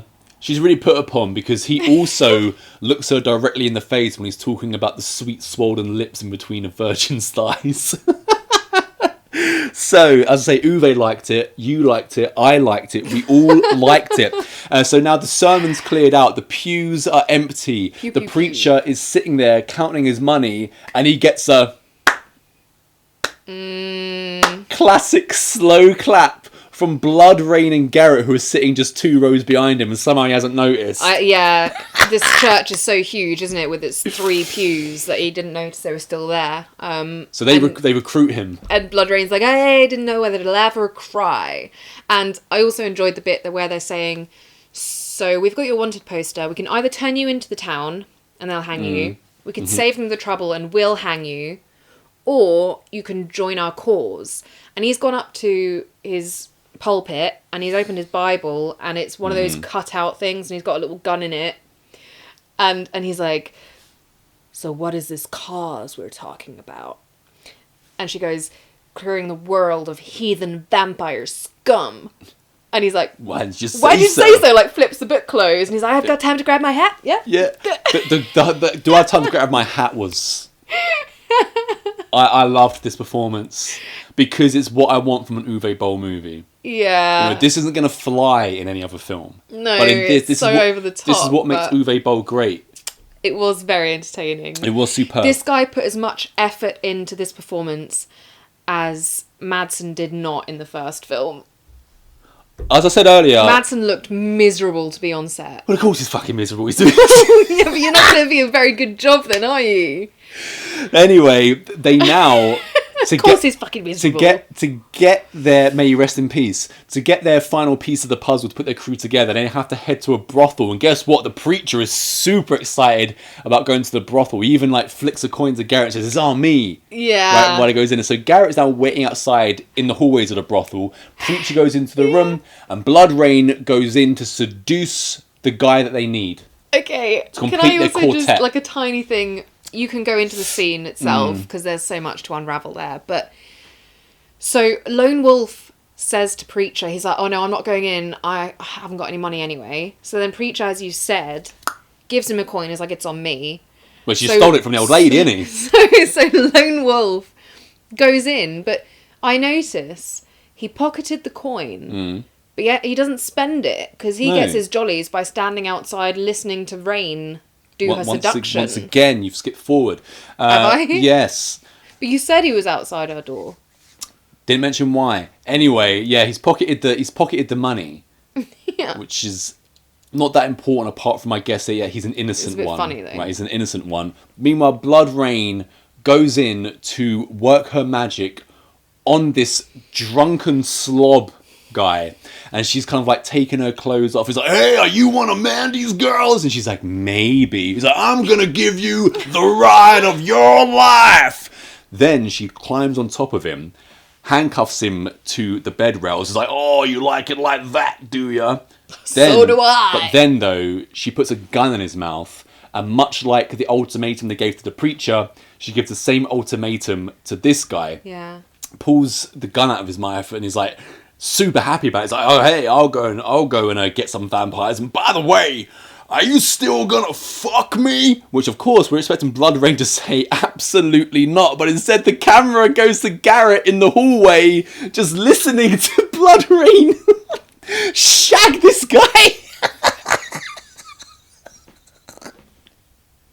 Completely baffling. I wasn't expecting Bloodrayne to shag some drunken. It still makes no sense. No, it doesn't make any sense. And then it takes away any of her like aura when she's then riding off with her posse afterwards, and she's still being all like hard. But I'm like, but you just shagged some guy who just. If we can go back to when also you mentioned that Jarrett has taken the coin and decided not to spend it in the whorehouse. He's also sad because he's clearly got a crush on Bloodrayne, and he's just hearing her shag away this drunken lout. Well, I also said to you, didn't I? I was like, clearly the way with Rain to get in her pants is to just go straight to the point and not be a gentleman. Like most women. Because Lone Wolf has been nothing but wonderful to her. Yeah. And she's like, no, don't touch me. But this guy, with his disgusting teeth, that is the one thing Uwe Boll did commit to. He dirtied down everyone's teeth. Yeah. So this guy looks revolting. And he's like, hey, you still gonna fuck me? Yeah, alright then. Yeah. Well, she needs to get her kicks off too. Does she? She needs to get her rocks off. With this. So now that she successfully got the final piece of the puzzle together in their quartet. That's enough they're, for people. They're now standing around together. And the lone wolf, Garrett, he's brought garlic along. And and Bloodrayne says to him, man after my own heart. And then Garrett, lone wolf, gives her this look of despair, like, you say these things, but I know that you've just shagged this guy. So anyway, they get the Preacher to say a prayer, but not before Bloodrayne, as a woman, hands out some jewellery to the fellas. It's the brimstone. I know what it is, but they're all like, hey, thanks for this necklace. They do love it, but they're brimstones now just because they're going to be hunting vampires, right? Exactly. Yeah, so anyone can just join the club if you're yeah, if you're doing it. Yeah. So she hands out that. At least in the first movie, they have lots of training. These guys, she's just been like, hey, you're wanted by the law, so you've got no choice. The Preacher then, like, he says a prayer. Bloodrayne also makes a speech. Now, meanwhile, the mayor is trying to take the Preacher's Best Actor award away from him in the saloon, saying his plan about what he's going to do as the mayor against this vampire is just do nothing. Yeah. I'm not going to do anything. And his wife. See, Big Jugs woman, who you thought was the landlord's wife. Yeah. She's with the mayor. And she's the one asking him, what are we going to do? What are we going to do? And he's like, because he's the mayor. We're just going to do nothing. No, it's his wife. I swear it's his wife. But it is, either way. They're not acting like it. If And you're also right, she's like, or I'm right. It's just confusing either way. Because she wants to go out. Yeah, because she's a strong help, woman. Right? And obviously, and the mayor's like, no, I'm pretty sure your two little girls need their mother. Mm-hmm. And I assume that's because her husband's being killed. But the mayor's got to have a wife. Anyway, so once this is happening, and he says he plans to do nothing, who stands up? Mr. Piles. He's like, I've never been to such a pussy town in my life. What are you all doing here is just standing around doing nothing. I'm no hero, but I'm not just going to stand around here doing nothing. You know, fair on Mr. Piles, actually, I'd say. Well, yeah, okay. He does convince someone though, doesn't he? Yeah, because Piles, he sits next to the mayor and he calls him out on his ignorant plan. He's like, you can't just sit here and do nothing, yada yada yada. But so the gang are now, they're back in town, and they're going to call out Billy the Kid, and all of the townspeople in the bar who hold up. They all see that Bloodrayne and everyone else has showed up to bring it down. Right? She's back. Yeah, and it's at this point, right, when the townspeople see Bloodrayne and the crew come back into town for the final showdown, we've seen Bloodrayne shag this smarmy guy, right? Not smarmy, this disgusting guy. Yeah. Right? And the preacher and this guy are talking together, and the preacher says to him, why is your name Slimebag? So Bloodrayne has shagged some guy called Slimebag. And that's how we find it out. She has strange taste. Uwe Boll is breaking the mould. Breaking the mould. So now, the first thing that Bloodrayne has to do is rescue these kids from a hanging contraption. Oh, While she hangs, so stupid. she's hanging onto the rope so that they don't all get hung. And Billy the Kid, the vampire cowboy, is up there kind of taunting her. And offering her the chance to, spend eternity at his side. Yeah. So he's like, just let go, let the kids get off so we can suck their blood, and then we can continue from there. He says, ripened on the vine and ready to pluck. That's how he refers to the children. Yeah. Did you notice that Bloodrayne didn't mention to him that he's got a funny accent? No, she didn't. She knows better than that because he's Billy the Kid, the cowboy vampire. I don't want to rile him up. Anyway, I've got to mention, right, when Piles berates the townspeople about doing nothing. Yeah. Right, originally that was the mayor's plan to do nothing. But when Piles stands up, the mayor's like, he's right, we gotta get together. And I was like, he's changed his tune. Yeah. What kind of mayor is this? And now, after all that, no one else wants to join them, so it is just the two of them. Yeah. Let's get back to this Bloodrayne hanging, holding onto the rope, because right? it's there for ages. It doesn't look like it's very very heavy. Because she's like. But in reality, this stone block thing or whatever would weigh far more than she actually weighs, and she'd be dangling in the air by now. She's half vampire though. Yeah, but that doesn't stop physics from being a thing. Yeah, but she's got the ultra strength from being half vampire. It doesn't matter how strong you are. If it weighs more than you're going to be flying in the air. Yeah, vampire strength. Anyway, right? Billy the Kid, the vampire cowboy, he ends up biting one of the children in front of Bloodrayne. Yeah. Yeah. And meanwhile, outside, Preacher and Slimebag Franson, they of course team up. And we know they team up because Uwe Boll, or this cameraman, puts the camera on their faces, and Slimebag Franson is like, and the Preacher goes, shouldn't smoke. Then it goes back to Slimebag Franson. He's like, shouldn't curse. And then they're like grinning because they're bad. They're a bad twosome, and they're going to take on all of the townsfolk baddies who they're surrounded by. Yeah, they're cornered. Yeah. Essentially. Oh, and the townsfolk in this western, however long ago, just like 1800s or something, did you say? Mm-hmm. They have an automatic multi-barrel. It's called a minigun. Yeah, like Rambo. Rambo has a minigun. This is an 1800s minigun. Yeah. Yeah. So, as you mentioned, right, we're still not over with Bloodrayne hanging onto this rope while Billy the Kid is biting children. And like you kind of mentioned that he's courting her. Like he's like, join me. But he also says, your men are dead. This town is my pantry. I enjoyed that. I can tell. This town is my pantry. Join me. Now, I've mentioned like the close-ups of like the smoking and don't curse. Now, the Preacher eats a cracker. And that's got a close-up on it as well. Oh, it's religious the Preacher. cracker. Oh, that makes so much more sense because they kept doing it, like you said, on like various different people, including townspeople and whatnot. And then all of a sudden, we've got a close up on someone's mouth just opening and a cracker going in, and I was like, whose mouth is that, and why eating the cracker, and why is it shown? Yes, okay, it makes so much more sense now that he's the Preacher. Still weird, but more sense. So we get the cracker close up, right? Cracker. And now the mayor and Mr. Piles, they team up. They get like the courage, and they decide to run outside. But instantly, the mayor is like blown away. So Mr. Piles is like, "Fuck this!" just goes back again. He goes back and he's like, "Oh, well, at least I tried." I can't do this alone. Yeah, what a pussy. Run back in, William. Run, come on, guys. So now we've got hello, Beauty. Now we have got Bloodrayne versus Billy the Kid, because you know the whole holding the rope thing is over.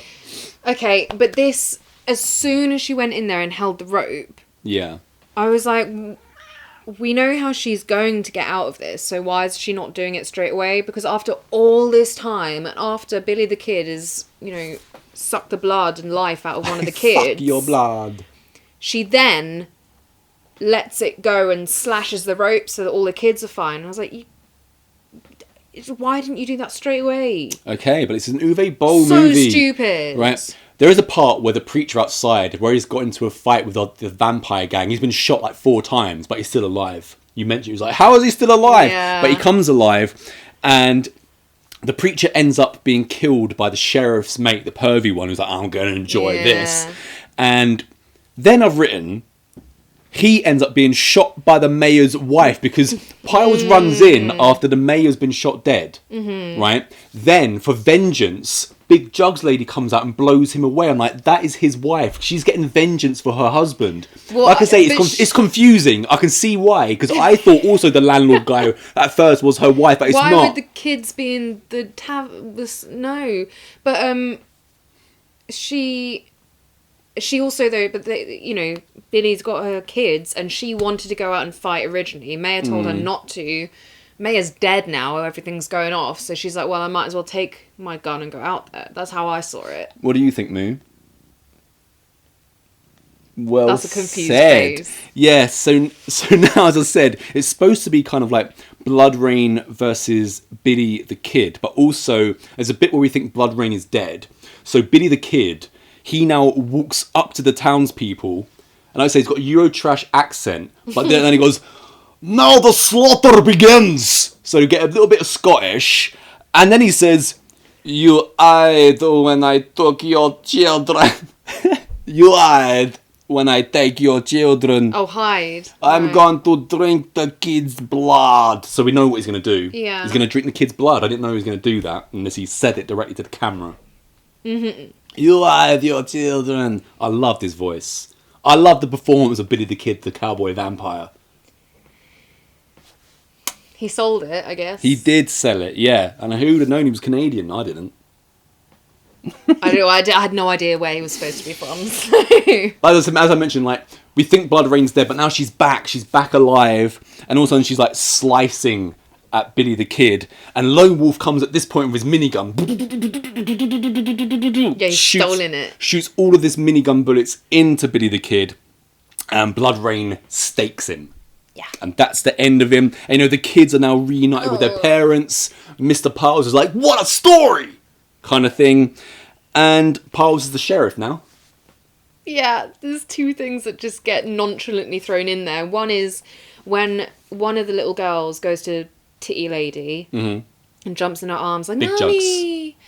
And then she's like, Mommy, my sister didn't make it. And the woman's like, I know, sweetheart, I know. I was like, how would she know that? 1, how does she know? And 2, she doesn't she care seems very much. Pretty chill yeah, about I it. guess I've got 1 kid. One's enough. One's better. Yeah, definitely. and 2, yeah, when Piles is walking around being like, oh my god, I got the best story now to put on my paper, and he's like, do you have time for that? Aren't you doing something else now? I was like, yeah, I'm the sheriff. He's the sheriff. What? Mr. Piles is the most unsheriff sheriff. He did show the most courage though, apart from Jugs Lady. I love Piles and his dime store outfit. Oh. Now Bloodrayne, she's going to Tombstone. Yeah. She's going to hunt more vampires. Turns out Wyatt Earp is there. And Jarrett is like, need some company, and of course she kind of like blanks him, but we know Jarrett the Lone Wolf's going to follow her into Tombstone to team up with Wyatt Earp to take down more vampire cowboys. And as he's going to keep going until he can finally say, "Are you still going to fuck me?" and get some of that. Yeah, and as he like puts his intentions towards her, you know, I will be in Tombstone no matter whether you like it or not, lady. We're then left with, is it Garrett who walks off with Piles with their back to the camera, and he says, and this is how the movie finishes: life is like a penis. When it's hard, you get screwed. When it's soft, you can't beat it. Art. Finn. That one blew my mind a bit. Blew my mind in the best way. That's how you end the movie. Penis joke. And of course, Spaghetti Score 101 is back. Not heavy metal for once. You know, Uwe Boll loves to end his credits with the most insufferable heavy metal that you can get your hands on. Bloodrayne 2 or House of the Dead? Oh, it's hard. Because the thing is, in House of the Dead, you've got a guy who's got a shit-covered shirt, and no one mentions it during the whole movie. But in this, what you get, is this not Uwe Boll's like most accomplished movie in terms of like the least dumb? Because think about it. Wow, when you consider Alone how dumb in the- it is, Alone in that the is Dark, really something to say. Bloodrayne, House of the Dead. I think House of the Dead I really enjoyed. How can you not enjoy House of the Dead? But maybe it's kind of what I said at the beginning. It's like with Uwe Boll, once you know what to expect, it's a completely different experience. Mm-hmm. Because it seems to me that every time I watch one of his movies, I like them more. And I think He grows on you, yeah. I think it's because I'm like, oh, okay, that's just Uwe Boll for you. It's too much to take in at first. So you have to have multiple too viewings confusing. for the What the hell is richness going through this man's of the mind? movie to really come I through. really wish I could be on one of the sets when he's directing, just hear what of this is his direction. Well, I'm sure all of it, because he's Raging Bull. So, in closing, Uwe Boll is the man. I love all his films. I love this film. I'm not sure. I feel like this is his most technically accomplished film, despite the cameraman and Bloodrayne shagging a guy called Slimebag Franson. And the dime store outfits. And the... Yeah, and the plastic knives. And we could go on and on. But absolutely superb. Long live Boll, is what I say. And do you know what? We really need to get in contact with the people who finance Uwe Boll's movies, because it will fail on 13 million. They'll be like, oh, let's give him 20 now. That will fail. They'll be like, let's give him 60 million now. And clearly these people just let him do what he wants. He just runs riot. I need to do what I want. Run riot. We need to get hold of these people. You speak German. But Heathen's going to be nothing like an Uwe Boll movie. No, but the point is they let you do what you want. And they'll back you. If you're Uwe Boll. But I'm not Uwe Boll, so that might appeal to them more now. But I love Uwe. He's number one. He's always number one in my book. And don't forget what he tells you. All of the Hollywood actors are just fucking each other in the ass. And they're all fucking pussies. He's the man.